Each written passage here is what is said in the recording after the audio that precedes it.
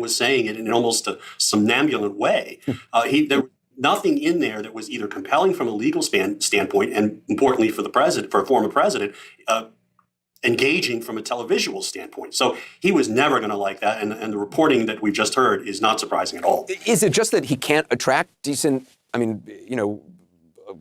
great lawyers, that he doesn't pay them? Or? He can't. He always had trouble attracting great lawyers. In 2017, in fact, he consulted with me on this.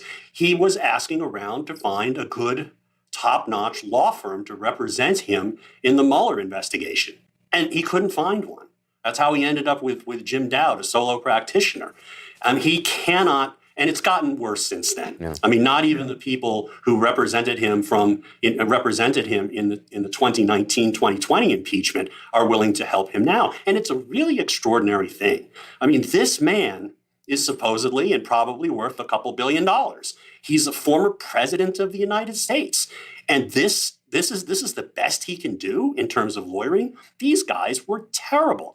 In 30 years, I practiced law for 30 years. I've seen good lawyering and I've seen bad lawyering. I have never seen such an extreme juxtaposition of good lawyering and bad lawyering in one proceeding at one time. And these guys were just absolutely awful. Now, you can cut them a break because they were only called into the case a few days ago, but still, I mean, there are law review articles that explain the arguments that they could make. They distorted one of them, a professor who wrote a law review article that laid out both sides, took the other side from them, but it laid out exactly the arguments they needed to make. They didn't even do that. The first presenter didn't even touch the argument. What do you think was the first, Castor? What do you think was his strategy? I mean, there must have been some sort of thought process. To me, it was like a meandering drunk wedding speech, but there must have been some reason behind the, ridiculous flattery of the senators. And it just, I don't know. Do you think there was, or was he just trying to distance himself from the emotion of Raskin? I have no idea what that. I mean, he had a yellow pad where he had notes.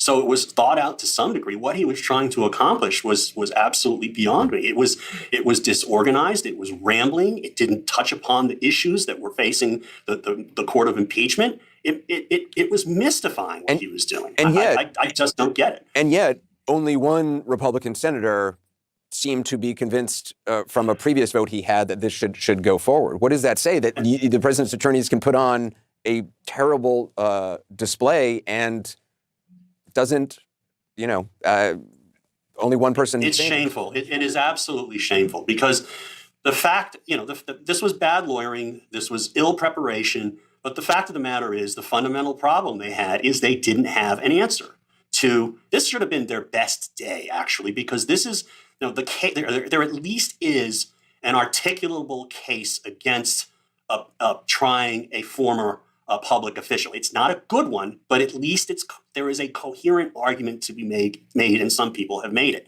There's no coherent argument